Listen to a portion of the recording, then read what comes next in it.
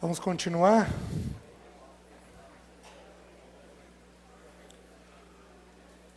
O que é resolver conflitos? Em primeiro lugar, para resolver conflitos você tem que sentar junto.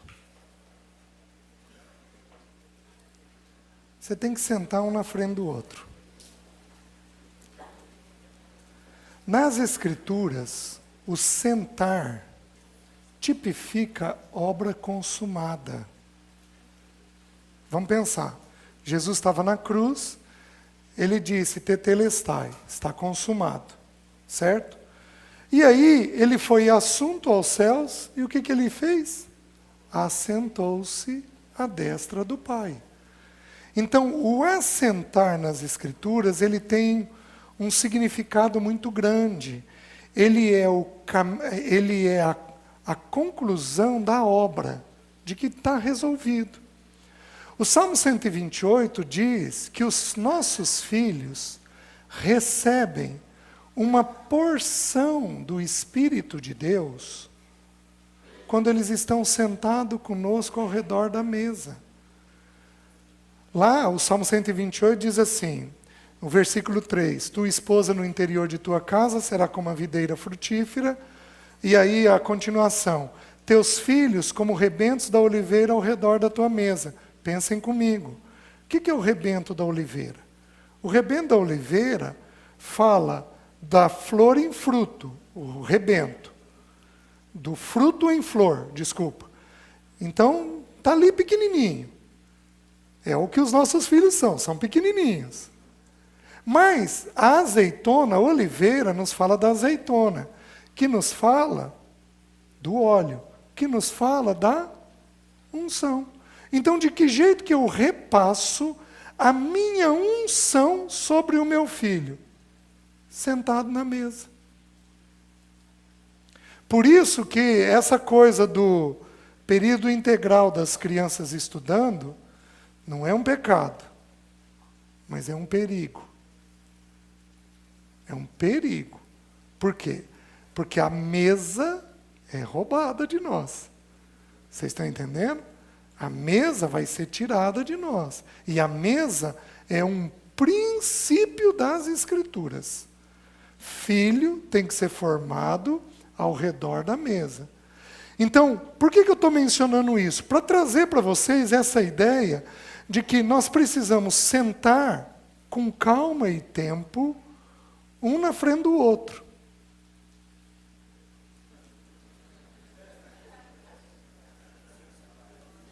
Eu sou um feliz, eu não tenho nem WhatsApp. Quem aqui não tem WhatsApp? Levanta a mão. Sou eu! Gente, ô irmão! Graças a Deus, tem outro ali também?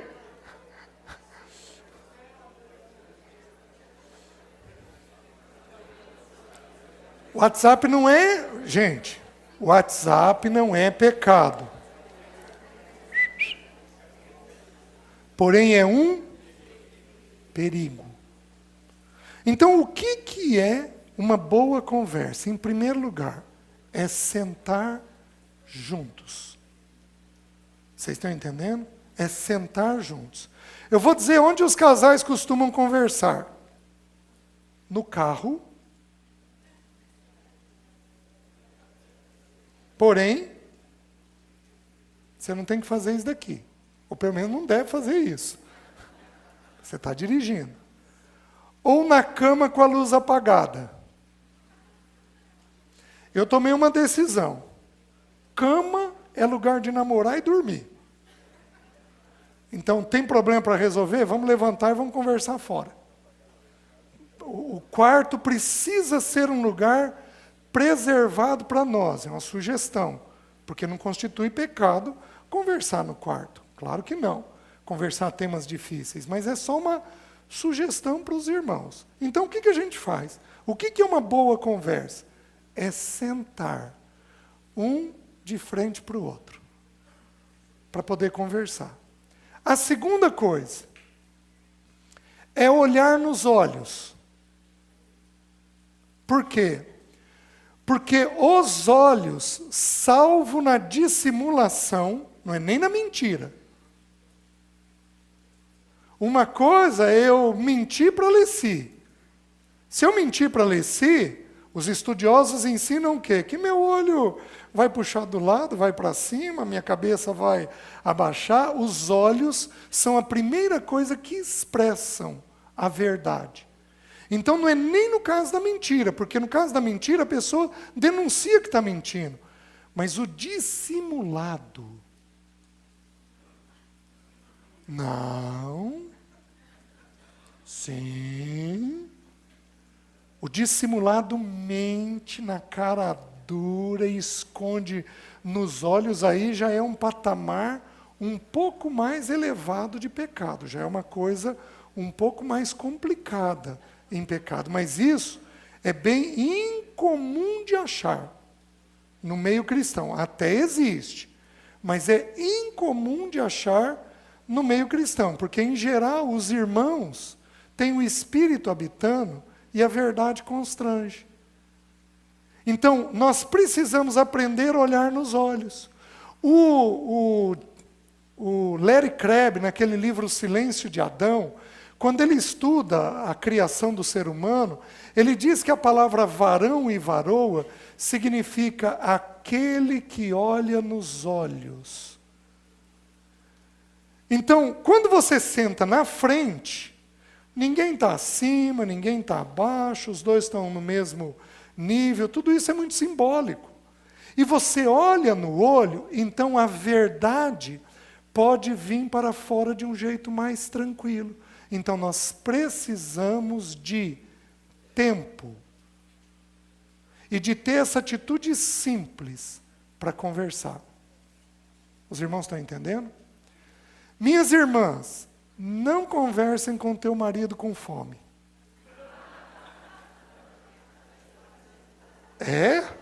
Essa aí, eu não sei como é no Rio Grande. No Paraná esse negócio não funciona. Está me entendendo? Homem com fome precisa comer. Eu também, a menos que vocês dois deem conta, não conversem com sono. Porque não funciona bem. Eu e a Leci tivemos algumas boas conversas de madrugada lá atrás. Eu acho que em função da idade hoje não cabe mais. A gente quer dormir. Lá no início do casamento, teve algumas madrugadas que a gente teve boas conversas, mas aí eu estava disposto e ela estava disposta. Não conversem com sono. Não conversem cansados. Não conversem com fome. Aí vocês vão falar assim, ô César, vai sobrar quando? Eu não tinha pensado nisso, né? Não, vai sobrar algum momento. Filhos pequenos, até 4 anos de idade, comprometem a conversa. Em geral, quando você tem filhos pequenos, você só estabiliza o casamento a partir do 4º ano do mais novo. Por quê? Porque as doenças estabilizam em torno dos 4 anos. Tudo bem?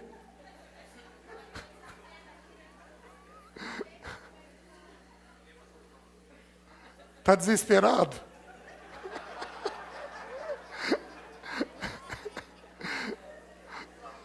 Oh, meu Deus. Ele dá graça, viu, irmão? Por isso, aprendam a conversar antes dos filhos. Porque aprender a conversar depois que os filhos entraram, e eles são pequenos, é bem mais difícil. Por quê? A Bíblia não ensina nada disso. Isso daqui é o dia a dia que vai nos ensinando. Por quê? Porque a doença e as boas rotinas estabilizam em torno dos 4 anos de idade. Aí você não tem mais doença, você não tem mais alguns problemas. Então, se a criança já fala, a criança agora já tem memória, então você consegue falar e ela lembrar. A memória é formada em torno do 4º ano de vida. Por isso é por repetição. Todo dia, mesma coisa. Porque ele não tem memória formada. Então, é um período mais extenuante para o casal. Então, nós precisamos aprender a arte da conversa antes. Os irmãos estão entendendo? Então, qual é o primeiro ponto de uma boa conversa? Sentar ao redor da mesa. Aqueles aqui que gostam de TV, de celular, de computador, esses vão ter que fazer um esforço. Esses vão ter que fazer um esforço.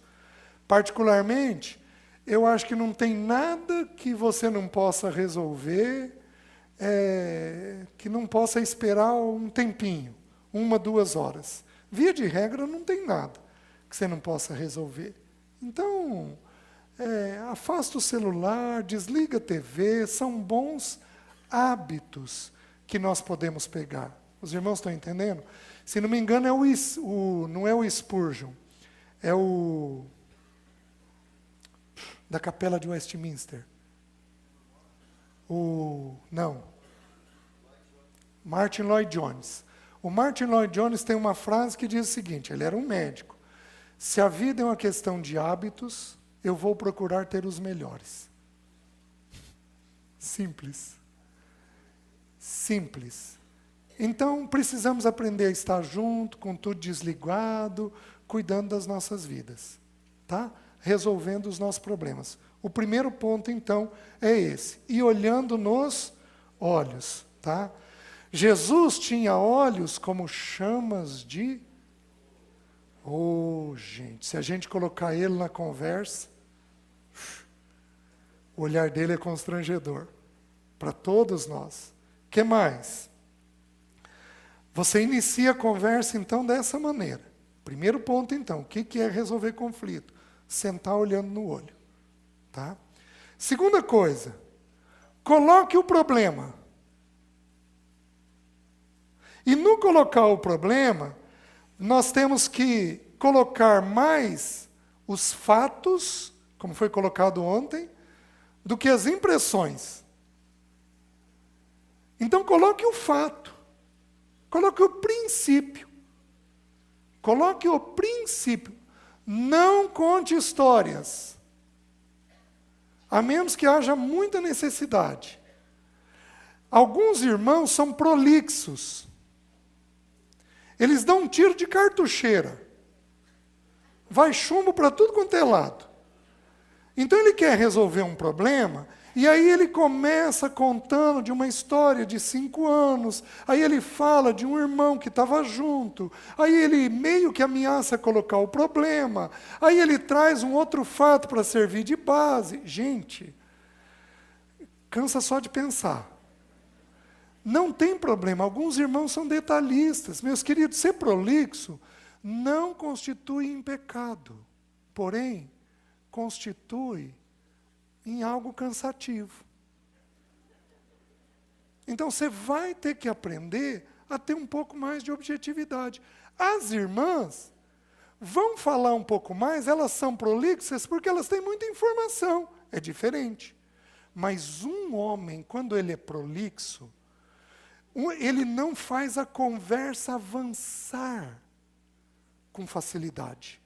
Os irmãos estão entendendo? Então, nós precisamos apresentar o ponto. O que é o ponto? Respeitando as diferenças. O que eu faço numa sessão com um homem, eu levo 3 para fazer com uma mulher. Por quê? Porque ela tem mais detalhes. Então eu vou sentar com a Alessi, ela vai me falar do quê? Ainda que ela esteja falando de um princípio, ela vai falar o princípio com mais detalhes. Eu tenho que respeitar isso. É da natureza dela. Mas é meu papel resolver o problema. Então eu tenho que conduzir a conversa. Tá, Lê? É isso e isso que você está dizendo? Então, vamos ver o que nós vamos fazer. Os irmãos estão entendendo? Então, você começa a colocar o que cada um está vendo. O homem vai colocar de um jeito, a mulher vai colocar de outro jeito, do jeito que está vendo. Segunda coisa.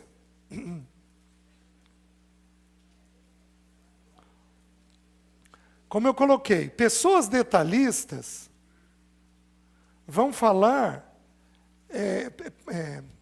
bons contadores de história correm o risco de se perder ao conversarem sobre o problema. Então eles têm que cuidar com isso daí, para se concentrarem no fato e não na história em si.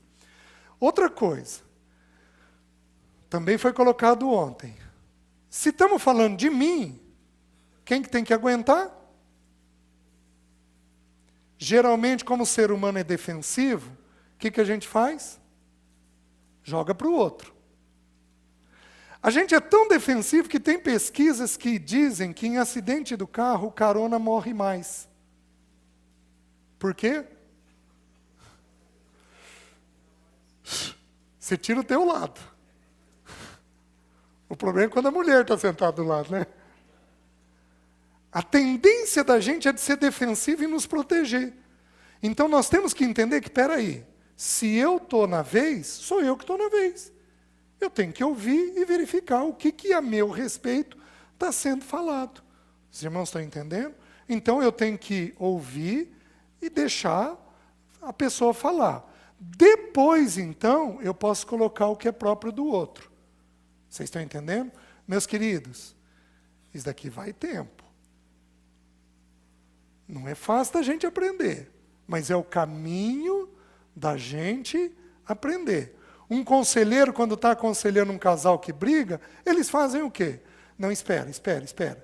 Vamos terminar a conversa a teu respeito, depois nós entramos na conversa a respeito dela. O conselheiro torna a conversa eficiente dessa maneira.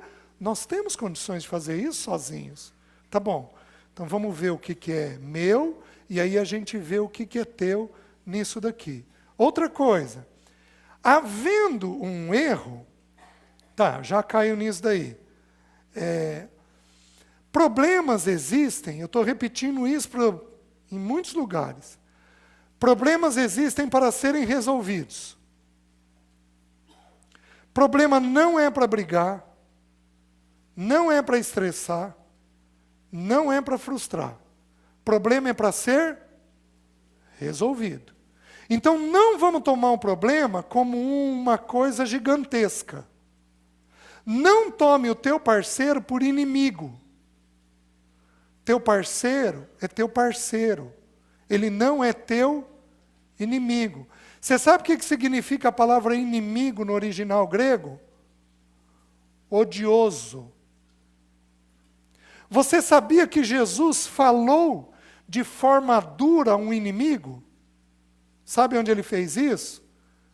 Quando ele estava com Marta e Maria na morte de Lázaro. O texto bíblico diz que ele, no original grego, ele deu uma palavra muito dura, mas ele deu não a Maria, ele deu a morte. Ele diz assim: onde o sepultaste? Onde o sepultaste? Ele é firme, ele é incisivo, ele tem um tom determinado, porque ele está falando com um inimigo, ele está falando com um odioso, mas ele está falando com quem? Com a morte. Onde o puseste? Eu vou lá, eu vou resolver esse problema. Lázaro, vem para fora. Por que ele não disse vem para fora? Porque todos os mortos viriam. Louvado seja o nome dele. Ele queria ressuscitar Lázaro, vem para fora. O Senhor é objetivo, é claro, é simples na forma dele falar. Mas ele teve uma fala dura ao inimigo. Meus queridos, nossos parceiros não são inimigos. Eles não podem ser odiosos na nossa cabeça. O nosso inimigo é o mundo, é a carne, é o diabo, é a morte, é o anticristo, é esse sistema pecaminoso. Eles são nossos inimigos. Nunca os nossos parceiros. Por isso, nosso tom de voz nunca pode ser ríspido ou alterado. Os irmãos estão entendendo? Então, ao colocar o problema, nós temos que ter um tom de voz simples. Não precisam abrir, mas eu acho que eu tenho que citar. Esses 2 versículos, eles são citados muito na educação de filhos, mas eu vou aplicar eles nesse momento. Quando você está conversando com o teu parceiro, você quer que ele compreenda o que você está falando. Você quer corrigir o problema, mas para corrigir o problema, você quer que ele compreenda. Faz sentido? Olha o que a Bíblia diz. Quem ama a disciplina, ama o conhecimento. Quando você vai corrigir um filho, o alvo não é alcançar a vontade do filho. Olha como é que a gente disciplina errado. Faz isso, não faz aquilo. Isso cabe até uma certa idade. Porém, a alma funciona de que jeito? Eu penso, eu sinto, e o que eu penso, eu sinto, eu decido, eu faço. Então, olha o que o texto bíblico diz. Quem ama a disciplina, a conduta, ama o conhecimento. Provérbios 12, 1. Então, o alvo, ao termos uma conversa entre casal, o alvo da gente é alcançar a mente do outro. Não é alcançar a vontade. Você faz isso, você não faz aquilo. O alvo da gente é alcançar a mente do outro. É a mente quem tem que ser alcançada. Primeiro texto. Só que aí Provérbios 16, 24 diz assim. O homem prudente, o sábio, ele é um homem prudente. E o que é grácil no falar aumenta o saber. Então você só aumenta o saber do seu parceiro se você for grácil no falar. Então, quando você senta para conversar e para colocar um problema, você vai ser de que maneira? Dócil. A docilidade aumenta o falar. Fala de um jeito dócil com teu parceiro agora. Fala alguma coisa para ele dócil. Bem gostosa.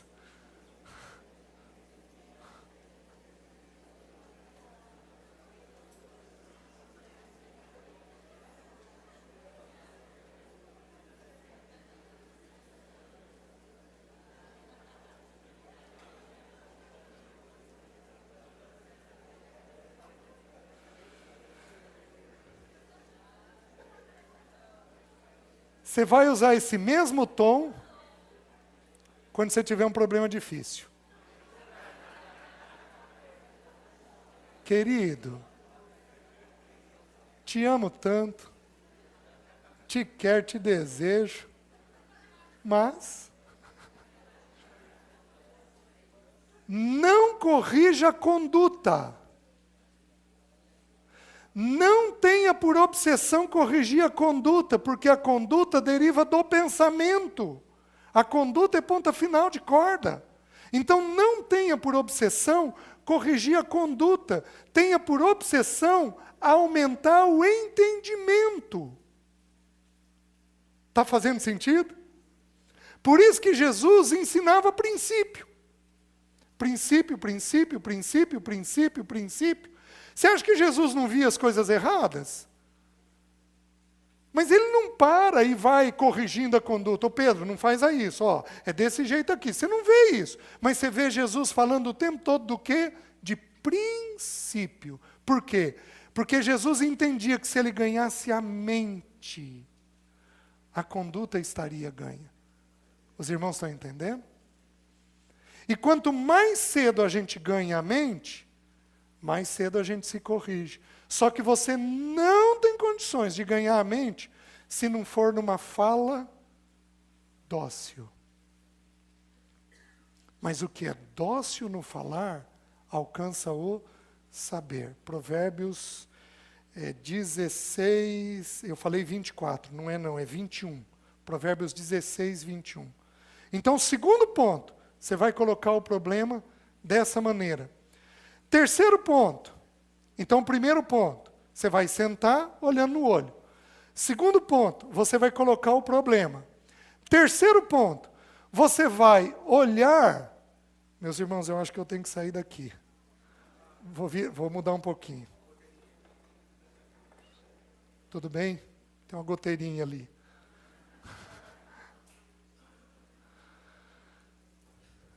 Só indo para o canto do telhado mesmo.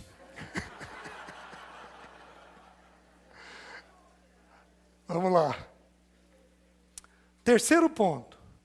Verifique se alguém quebrou o princípio.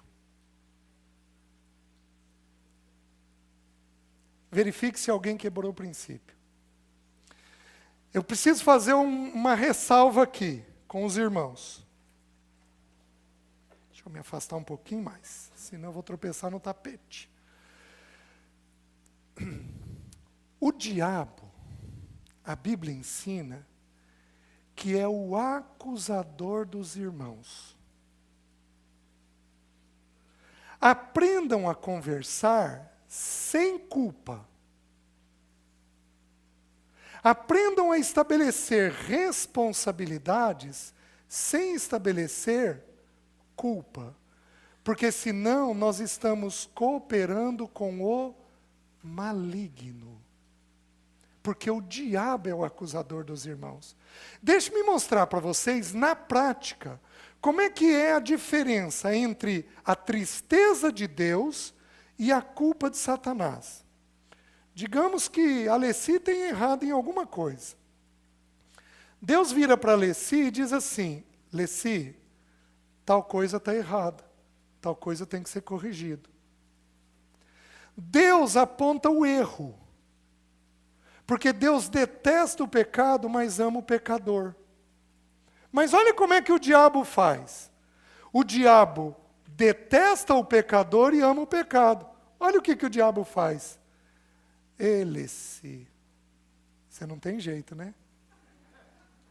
Fez de novo? Olha só. Já é a terceira vez essa semana. Meus queridos, isso daqui é maligno. Porque aí está colocando um peso sobre a pessoa. Ele até fala que ali se fez alguma coisa, mas não põe ênfase no que ela fez. Os irmãos estão entendendo? Pessoas mais sensíveis, mais rígidas, costumam dar espaço para essa voz maligna.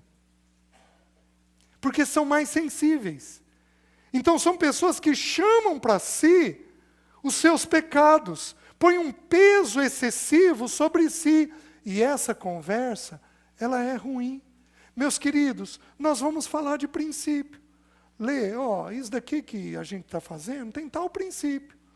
O princípio ensina que é dessa maneira aqui.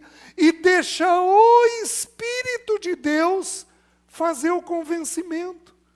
Os irmãos estão entendendo? Fica mais simples, fica mais leve. O nosso papel é semear o princípio, é regar o princípio, mas é papel do Espírito Santo de Deus dar crescimento naquele princípio.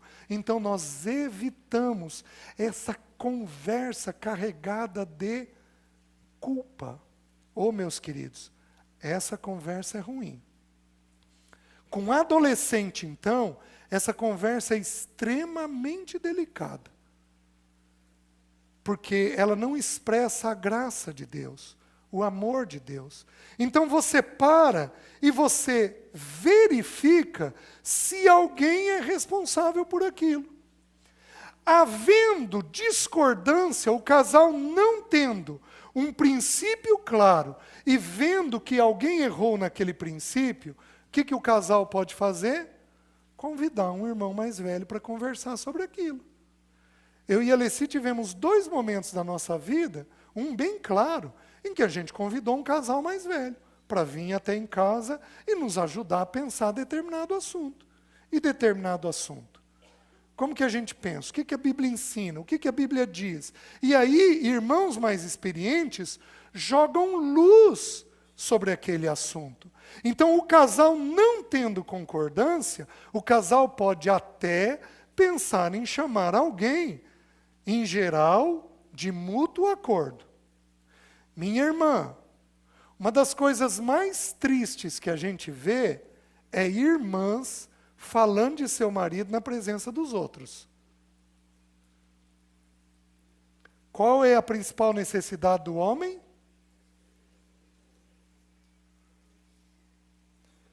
As irmãs têm que ter um cuidado com isso enorme, porque isso fere a masculinidade do seu marido. Isso vai ferir. Então tenta conversar individualmente, pessoalmente, tenta conversar com ele. Você não conseguindo, você vai submeter isso em oração. E vocês não conseguindo fechar a conversa, tem um tema que está difícil de pensar, resolvam de uma forma, de alguma maneira. Por exemplo, quando eu abri com a Alessi o problema financeiro que eu tinha, aliás, dinheiro é um outro tema que precisa ser partilhado. Porque esse tema dá atrito. Esse tema dá muito atrito entre os casais. Né? Quando a gente teve um problema de ordem financeira, a Alessi virou para mim, quando eu abri para ela tudo, ela foi muito dócil no me dizer isso. Ela disse assim, eu preciso te dizer que eu não confio em você financeiramente a partir de agora. Porque eu tinha mentido 6 anos para ela. E eu não tomei aquilo por ofensa. Eu acho que, em partes, porque ela falou de forma dócil. Primeiro, porque eu tinha admitido que eu tinha pecado mesmo. Eu tinha se desorganizado financeiramente. E aí, eu não me lembro como aconteceu, se eu chamei, se ela me deu como sugestão, eu não consigo me lembrar. Nós chamamos um irmão que era extremamente organizado com dinheiro. Mas extremamente organizado. Pedi ajuda desse irmão. Irmão, eu tenho um problema com dinheiro. Você não me discipula nessa área? E ele sentou comigo 1 ano. Toda semana. E como ele sabia que eu mentia para a Alessi, ele pensou, esse sujeito vai mentir para mim. O que ele fazia? 1 vez por mês ele ia lá em casa. Sem eu estar. Alessi, posso sentar para conversar? Eu preciso saber o que está acontecendo aqui dentro de casa. O César está me abrindo isso. Tem alguma coisa a mais acontecendo? Ele foi confirmar que eu não estava mentindo para ele. Fez direitinho o serviço. 1 ano sem emitir um cheque. Pagando tudo em dinheiro. Pagando tudo em dinheiro.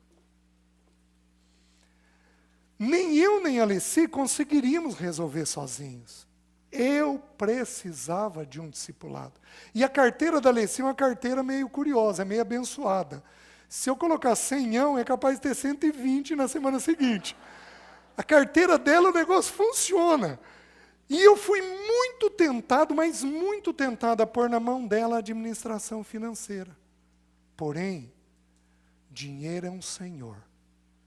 E o Espírito diz para mim, não, você tem que aprender a dominar. Você tem que aprender a ter domínio. Você tem que aprender a dominar. E aí, meus queridos, eu fui atrás de aprender a dominar. Então nós precisávamos dessa ajuda. Então foi um discipulado específico, temporário, numa coisa em que o irmão era forte. O irmão tinha uma série de dificuldades. Mas naquela área, ele era um irmão exemplar. Mas exemplar. E então, ele me edificou. Tenho uma gratidão a ele até hoje. 2 anos depois, a Alessi espontaneamente virou e falou, quero te dizer que eu voltei a confiar em você. E nunca mais tivemos problemas nesta área. Nunca mais, para a glória do Senhor. Então é assim que a gente para e resolve, vê o princípio bíblico, quem é responsável por aquilo, e se a gente vai dar conta sozinho de corrigir. Não dando conta, chamamos um irmão para nos ajudar. Um irmão que naquela área tenha um padrão louvável. Os irmãos estão entendendo? Em geral, um dos erros que a gente procura, é um dos erros que a gente comete, a gente quer um irmão meio bem resolvido em tudo. Mas, meus queridos, a gente está num processo de transformação. Tem áreas na minha vida que estão encaminhadas. Mas tem áreas que estão sendo encaminhadas. E tem áreas que Deus nem jogou luz ainda. Que daqui 5, 10 anos o Senhor vai jogar luz e eu vou, meu Deus, tem que corrigir isso daqui. Então busque, irmãos, que naquela área tenha o louvor da parte de Deus. Tenha uma verdade já bem trabalhada dentro dele, naquela área. Então é assim que a gente resolve. Terceiro passo. Quarto passo. Havendo pecado da parte de alguém, o que a gente faz? Pede perdão. Como nós colocamos ontem no início. Então o quarto passo é, tem que ter pedido de perdão havendo pecado. Não é desculpas. Desculpas a gente pede quando a gente tropeça no pé. Desculpa e perdão tem uma diferença muito grande. Um pedido de perdão é uma admissão de pecado. E também não é aquela coisa assim, então tudo bem, você me perdoa aí. É aquela coisa que diz assim, querida, tal coisa que eu fiz é pecado. Por isso você me perdoa? Tá? E aí, o que é papel do outro? Perdoar. Aliás, perdão é um assunto que também nós temos que estudar no seio familiar. Você sabe o que significa a palavra perdão no grego?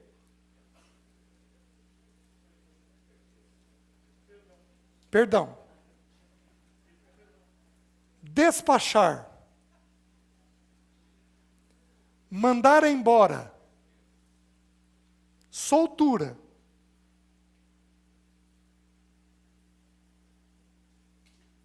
Por isso que nós temos que fazer 70 vezes.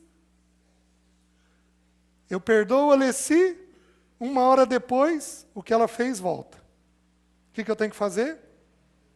Soltar de novo, despachar. Deus é o único que consegue fazer isso em dose única. Porque Ele lança o nosso pecado no mar do esquecimento. E nunca mais a gente pode pescar naquele lugar. Assim, Ele esquece. Nós não. Nós temos uma luta para despachar, para soltar, para mandar embora. Então, se eu errei, eu vou pedir perdão. Meu papel é pedir perdão. E é papel da parte ferida perdoar. Os irmãos estão entendendo? Outra coisa muito simples. Pecado, em geral, pode quebrar a confiança.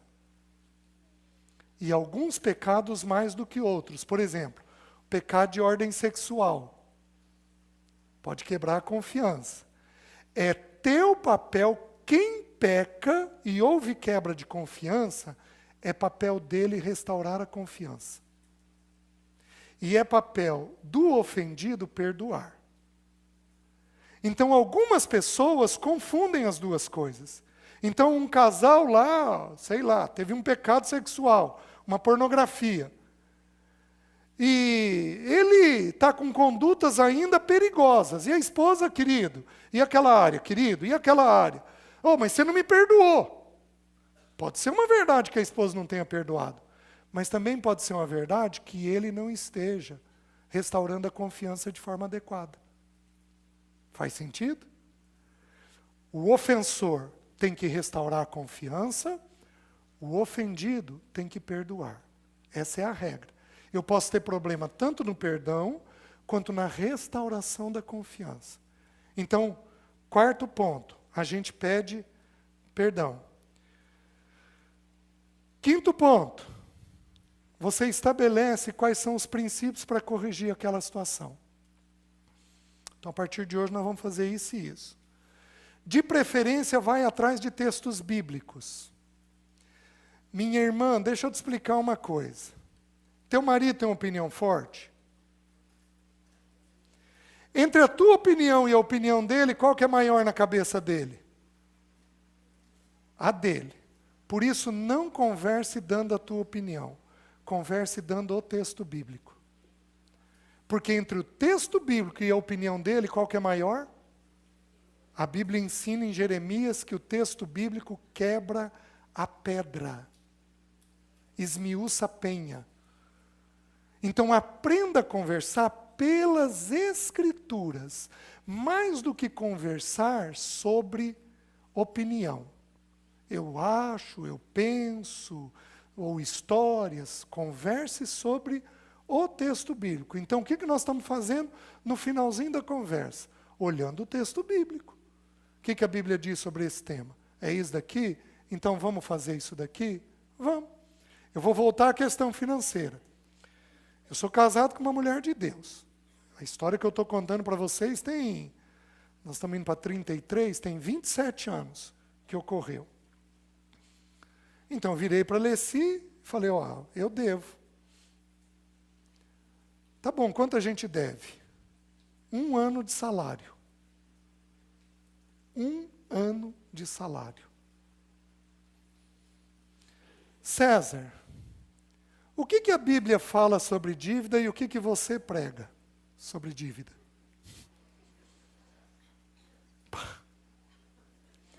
A Bíblia diz que se a gente deve é para vender o que a gente tem, e é isso que eu prego. Então vamos vender o que a gente tem? Vendemos tudo o que nós tínhamos. Vendemos apartamento financiado, vendemos um carro que a gente tinha. E começamos tudo de novo. O carrinho que eu comprei, que foi contra a opinião dela, era um carro de um irmão meu, não abria a porta. Então ela tinha que sair pela janela. Com as crianças. Obrigado. Uma vez eu fui convidado como psicólogo para pregar numa igreja. Fui com o carrinho, estacionei longe. Aí o irmão viu, você está a pé? Você quer uma carona? Não, irmão, eu deixei o carro em outro lugar ali. Morrendo de vergonha. Como é que eu, como psicólogo, ia sair pela janela? Faltou humildade. Quanta coisa Deus trata na gente. Princípio. O que a Bíblia diz deste tema? Não é para você entrar em desespero. Todos nós temos temas na nossa mente que são mais assustadores e a gente tem reações ruins. Temas mais tranquilos na nossa mente são temas em que a gente reage melhor. O tema de dinheiro na cabeça da Leci sempre foi um tema muito tranquilo. Então ela conseguia me ajudar com muita objetividade. Agora é óbvio que ela, como todos nós, tem temas que são mais complicados. Nesses temas vai reagir pior. Porém, o que a gente faz? O que a Bíblia diz sobre isso. E como é que nós terminamos o 6º ponto? Nós terminamos orando. Lembrando que uma conversa boa pode ser fracionada em várias conversas pequenas. A gente pode ter aquela conversa várias vezes, até a gente ter um entendimento de como agir naquela área. Amém, irmãos? Amém. Com isso eu encerro o tema resolvendo conflitos. Tá bom?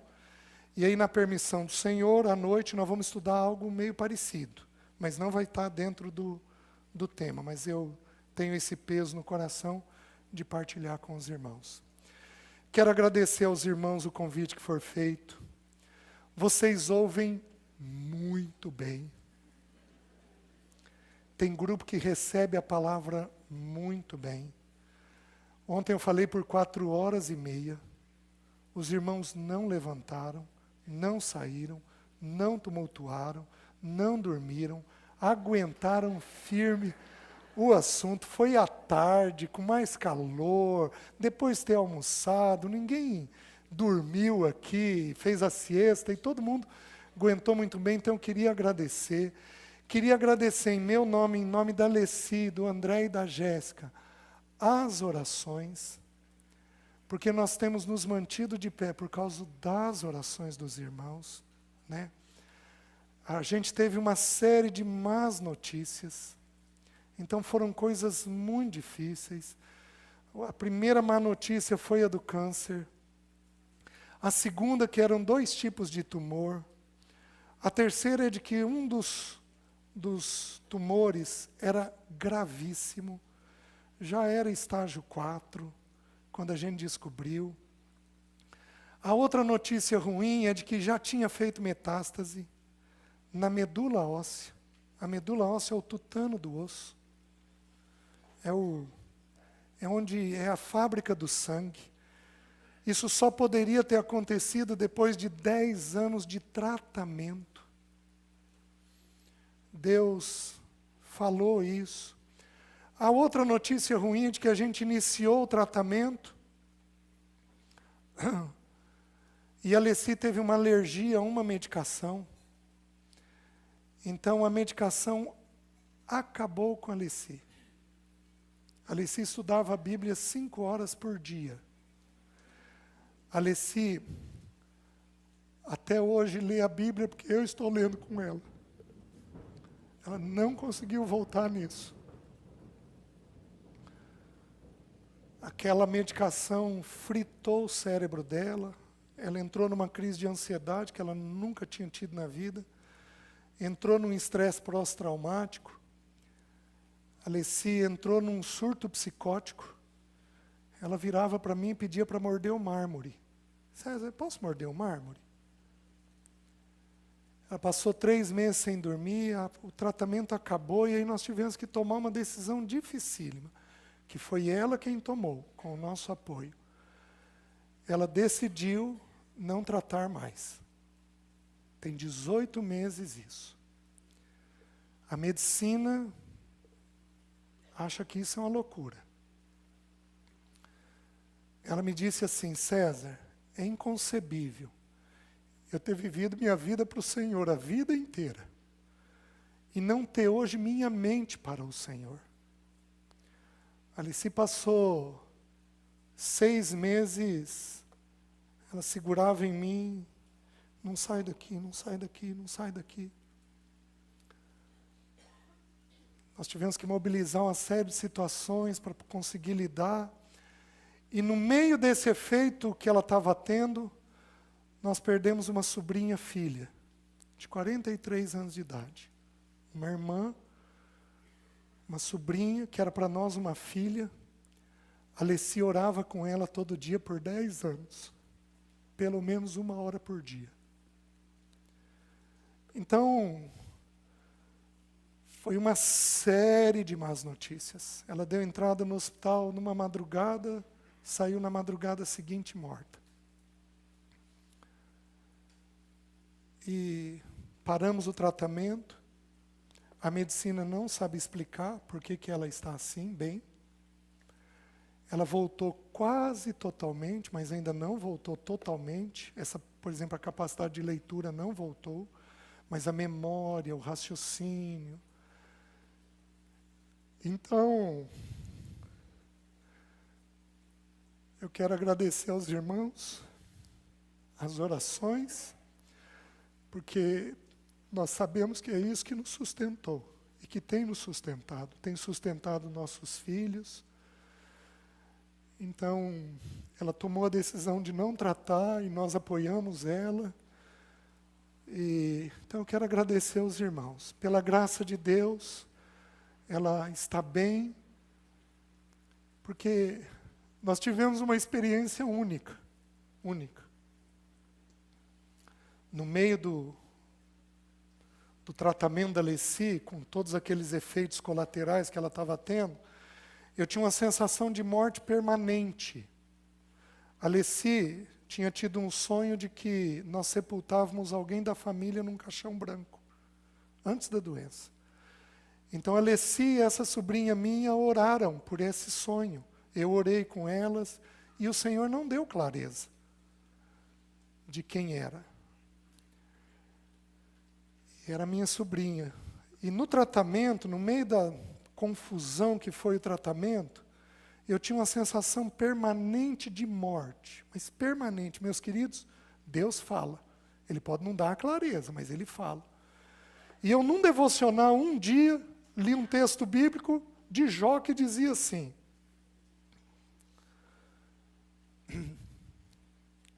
porventura alguém ensinará ciência a Deus, a Ele que habita os céus? Um morre em pleno vigor da sua força, tendo a sua medula fresca. A Bíblia fala de medula óssea. Aí eu, com aquela sensação de morte, eu falei, Leci, não vai dar nada o exame. Eu interpretei que era para Leci.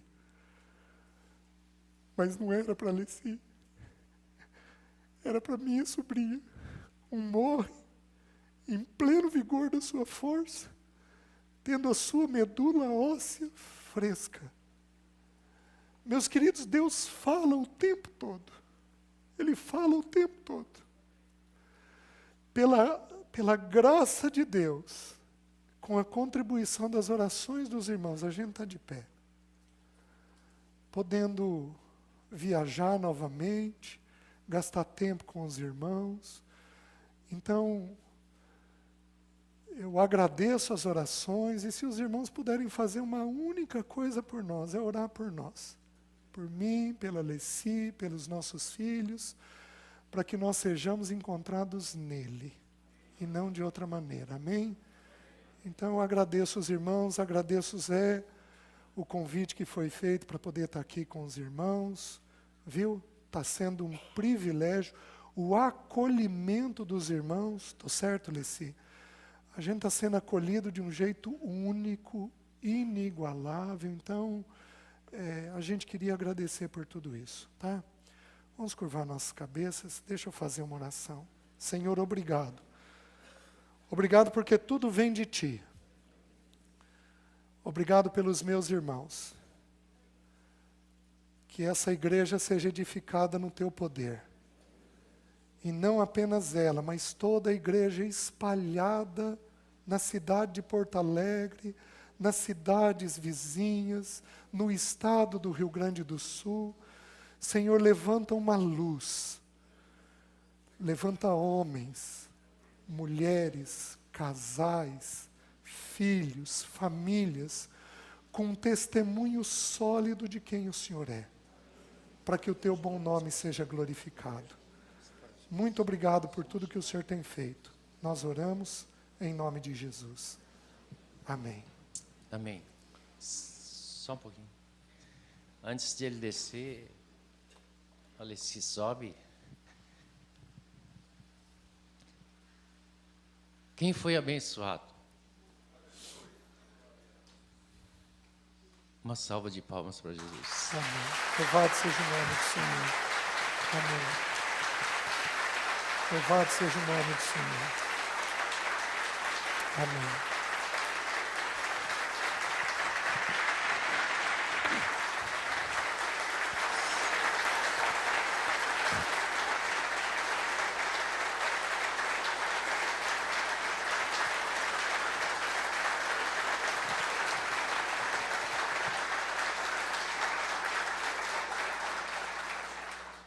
Queria chamar os colegas com esposas. Nem todos estão, mas 5 dos 7.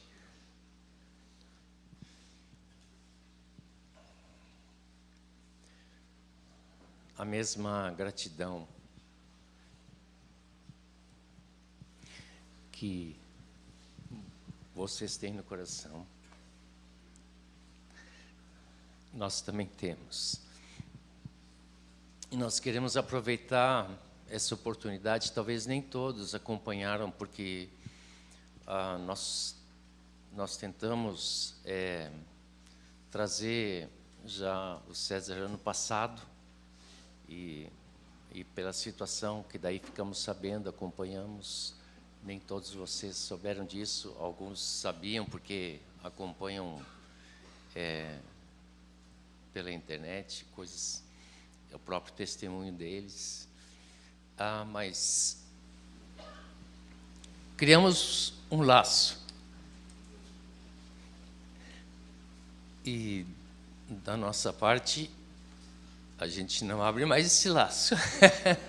Vamos deixar essa aliança feita. Mas queremos orar por vocês aqui juntos, por essa situação, e e o Senhor está sendo glorificado. Ismael.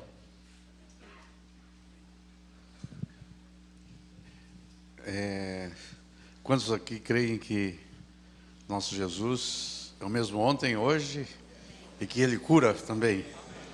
Então nós somos abençoados e queremos, como igreja, orar para que essa cura que está se manifestando, ela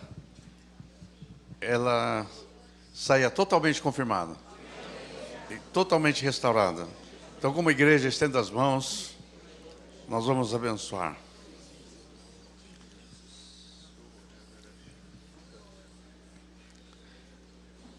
Querido Senhor, obrigado porque o Senhor usa os membros do corpo para edificar o corpo. Obrigado que o Senhor trouxe esse querido casal para nos edificar e abençoar. Nós queremos agora, Pai, nós que recebemos a bênção, transmitir a bênção. E a Tua palavra diz que se tem alguém enfermo, chame os presbíteros, unja com óleo, e a oração da fé curará o enfermo. O Senhor disse que quando impuser as mãos nos enfermos, eles ficarão curados. Nós queremos agradecer o milagre que o Senhor já tem feito na vida da Alessi. Tudo o que aconteceu com ela até agora é um milagre. Mas agora, Pai, nós queremos te pedir o completo desse milagre. Que ele se volte totalmente restaurada da sua mente, do seu cérebro, todos os neurônios, restabelece tudo, Senhor Deus, com a saúde melhor que tinha antes. Nós abençoamos a Alessi. A Tua palavra diz que o temor do Senhor é saúde para os ossos. Saúde nesses ossos. Saúde na medula.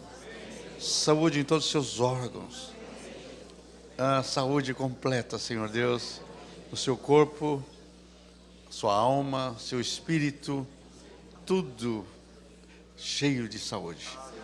Alessi, nós te abençoamos com saúde de Deus. Seja restaurada totalmente, totalmente. Assim como o Senhor restaurou a Jó, Ele te restaura também, totalmente. Nós transmitimos essa bênção em nome do Senhor Jesus. Amém.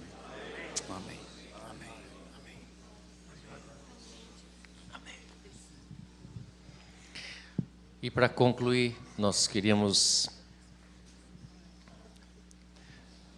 deixar um presentinho como expressão do nosso amor por eles. A Madalena tem e a Tiane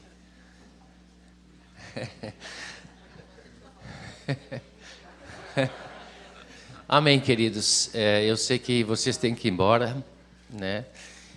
Mas hoje à noite, quem puder estar conosco lá, estamos juntos.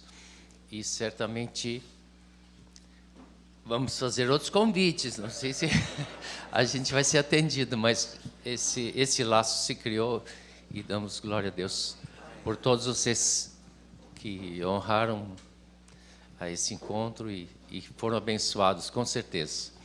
E o Senhor vai ser glorificado, porque a sua noiva está sendo aperfeiçoada. Glória a Deus.